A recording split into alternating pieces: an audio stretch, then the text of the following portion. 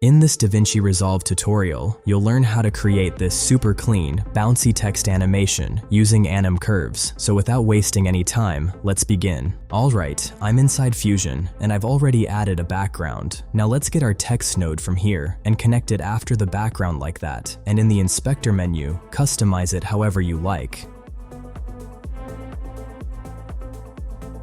After that, make sure the text node is selected. Go to the inspector menu.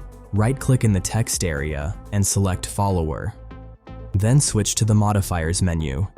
Here, go to the Transform tab and change this transform from characters to words, so when we'll animate it, it'll be word by word. Now, let's add Anim Curves modifier. For that, right-click on the offset, modify width, and as you can see, there is no Anim Curves here, and the reason is that the offset is not a single independent value. So first, we need to separate these x and y values. For that, select this xy path modifier, and now we can animate the y parameter separately. First, remove these two keyframes and then right-click on Y, modify width, and finally, Anim Curves. So whenever you're doing Anim Curves on offset values, just use a XY path modifier first. Alright, so I've already explained all the basics of Anim Curves in this video, but if you're busy and don't want to watch that, I'll try to explain the controls here as well. First is this source control. It has 3 modes. If you select transition or duration, the animation will follow the comp length, no matter how long or short it is. But we want our animation to start from 0 and end at frame 30, so we use the custom source.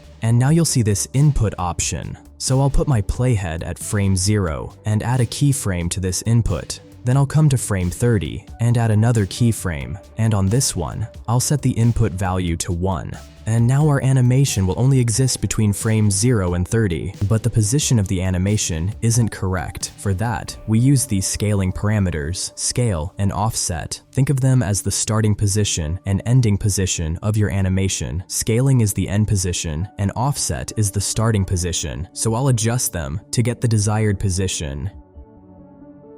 And we're good to go, but this is just a simple slide-up animation, not word by word. That's because we haven't yet added any delay in the follower modifier, so double-click on it. Go to the Timing tab and set the delay to around 1, or however long a delay between the animation you'd like. And let's finally add the bouncy animation. For that, come back to Anim Curves, double-click on it, change the curve from linear to easing. And in the out animation, set the easing to elastic. And if you play it back, we have the bouncy animation, but it's not done yet. We still need to animate the opacity.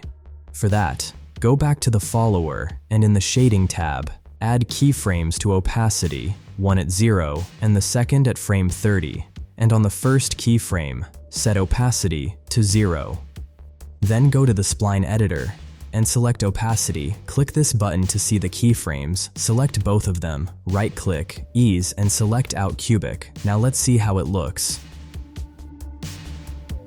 Looking good, but let's change the last opacity keyframe from frame 30 to 20. For that, keep your playhead at frame 20, select the last keyframe and drag it to the playhead, and add out cubic again. And congratulations, you've just learned how to create this super clean text animation and how to use Anim Curves as well. Speaking of Anim Curves, let me explain to you the remaining controls as well. So let's go back to the Modifiers menu and double-click on Anim Curves. And let's talk about this timing section. So this is our bouncy text animation. Now let's say I want this animation to play at 2 times of its current speed, and we can do that using this time scale control. So just type 2 in here, and now the animation will play at 2 times speed. Now, imagine you don't want the animation to start immediately from frame 0. You want it to kick in at frame 10 instead. That's where the time offset control comes in. It delays the animation so it starts exactly when you want, so increase its value until it reaches frame 10, or any frame you want the animation to begin at. And that's how you can create not just bouncy text, but almost any text animation using Anim Curves. Master this, and you'll never rely on presets again.